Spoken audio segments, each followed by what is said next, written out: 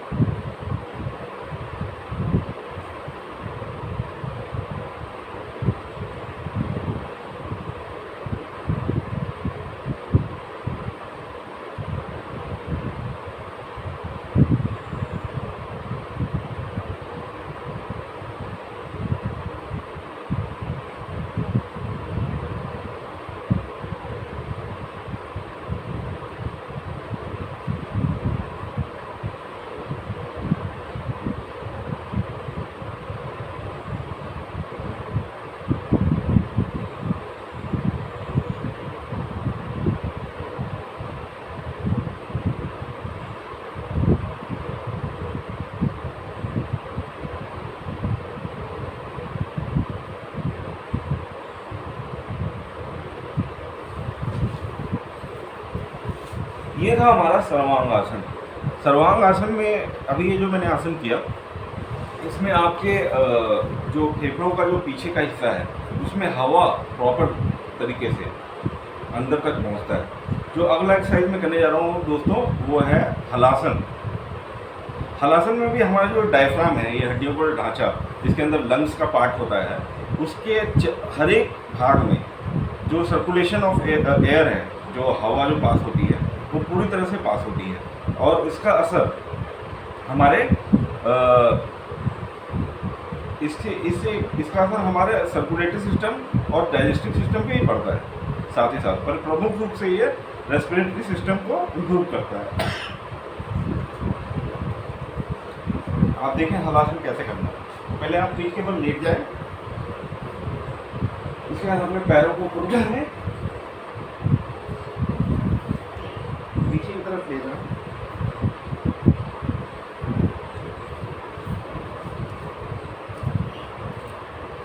और पीछे आपको स्ट्रेट अपने पैर रख करके पीछे की तरफ टच करना है।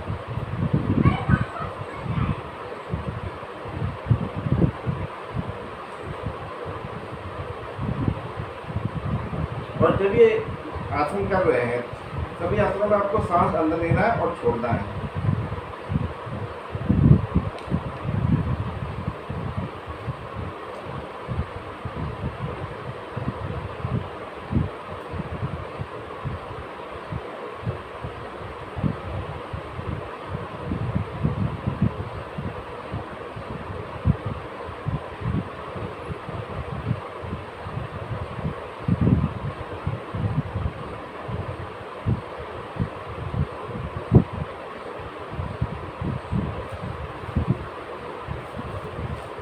तो ये हमने किया हलासन। अगला जो आसन हम करेंगे वो आसन है विपरीत करनी। विपरीत करनी जो आसन है, इसके अंदर हमारा सिर्फ पैर ऊपर की तरफ रहेगा और एक ऐसा स्थिति बनेगा शरीर का जिसके अंदर जो हमारा लंग्स है उसके ऊपर ज़्यादा असर नहीं पड़ेगा, वो बिल्कुल सॉफ्ट कंडीशन में रहेगा और बहुत ज़्यादा उसके ऊपर दबाव नहीं पड़ेगा। तो ये हमारा विपरीत करनी है। ये देखें कैसे करना है। ये एक बहुत ही आसान आसन है। इसमें अपने पीठ के बल लेट जाएं, पैरों को स्ट्रेट कर लें और सांसें अंदर लें, फिर छोड़ें।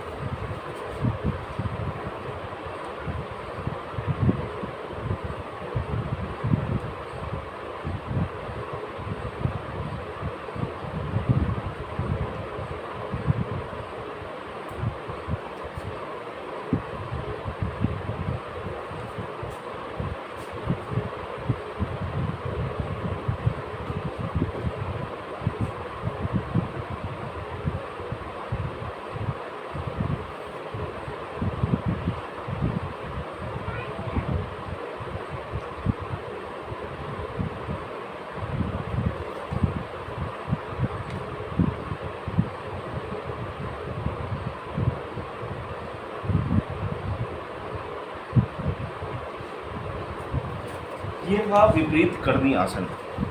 अगला जो आसन है वो हम करने जा रहे हैं सेतुबंध सर्वांग आसन। सेतुबंध सर्वांग आसन में हम एक सेतु बनाएंगे अपने शरीर के द्वारा। तो दोस्तों अब सेतुबंध सर्वांग आसन मैं आपको बताऊंगा सेतुबंध सर्वांग आसन से क्या होता है।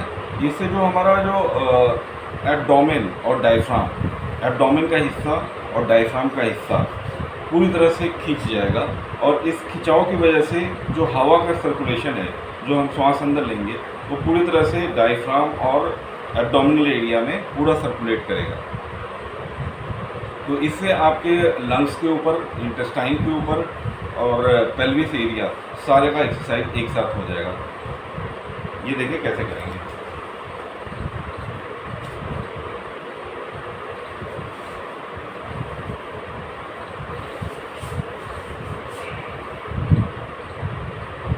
पहले पीठ के बल लेट जाएं। पीठ के बल लेटने के बाद पीठ के ऊपर हल्का सहारा दे करके इस शरीर को ऊपर की तरफ उठाना है और एक सेतु जैसा बन जाएगा शरीर में।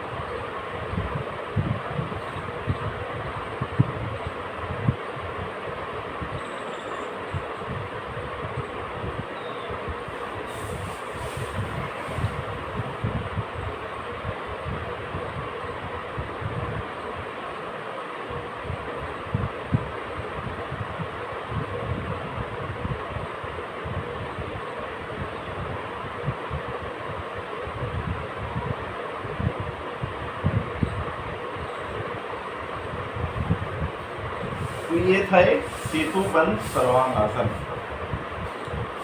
सेतुबंध सर्वांग आसन के बाद जो हम अगला आसन करने वाले हैं वो है ऊर्ध्वमुख श्वान आसन। ऊर्ध्वमुख श्वान आसन में जो हमारा ब्लड सर्कुलेशन है वो पूरी तरह से एब्डोमिनल रीजन में और डायफ्राम के एरिया में ब्लड सर्कुलेशन को इम्प्रूव करेगा और एक there will be a flooding of blood, जो ब्लड सर्कुलेशन का पूरी तरह से एक बाढ़ आ जाएगी इस पर्टिकुलर एरिया में। तो ये मैं करके आपको दिखा रहा हूँ ये कैसे होता है। ऊर्ध्वमुख श्वान आसन।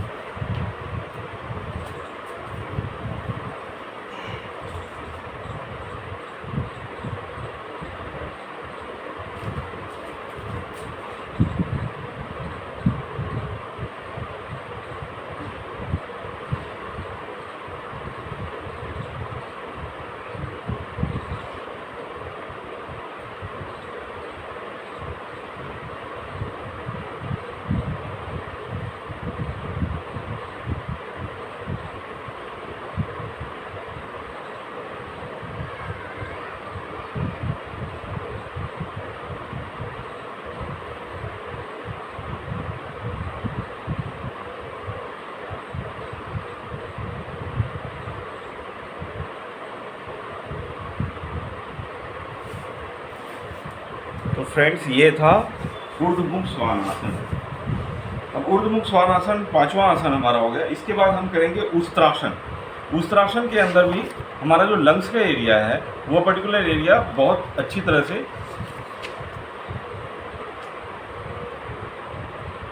डेवलप होता है और इससे लंग्स का जो पर्टिकुलर एरिया है उससे पूरी तरह से स्वच्छ एयर का शुद्धिकरण मिलता है। ये देखिए कैसे करना है।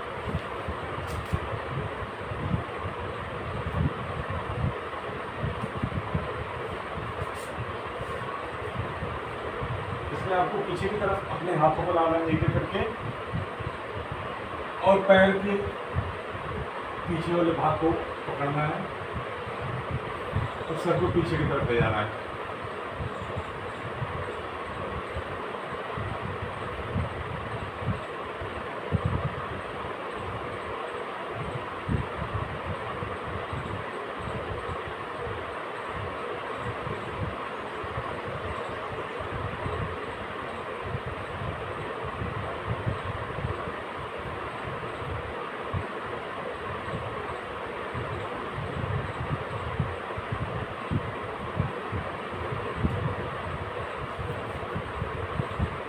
यह था उष्ट्रासन। उष्ट्रासन के बाद जो अगला आसन हम करेंगे वह है धनुरासन। धनुरासन में आपका शरीर धनुष की तरह मुड़ जाएगा। इस पर्टिकुलर आसन को ऐसे करना है। पहले पेट के बल लेट जाइए और पैर का पिछला हिस्सा को हाथों से पकड़ लीजिए ऐसे। उसके बाद पैरों को सीधा करना है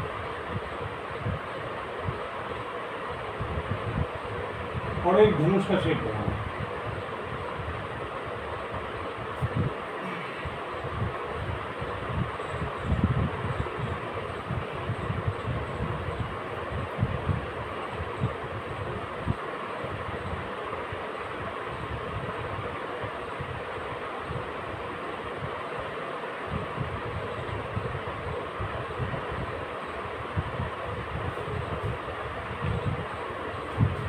तो ये था धनुरासन। धनुरासन के बाद जो आखिरी आसन हमारा बच गया वो है विपरीत दंडासन। ये मैं आपको बताता हूँ कैसे करना है।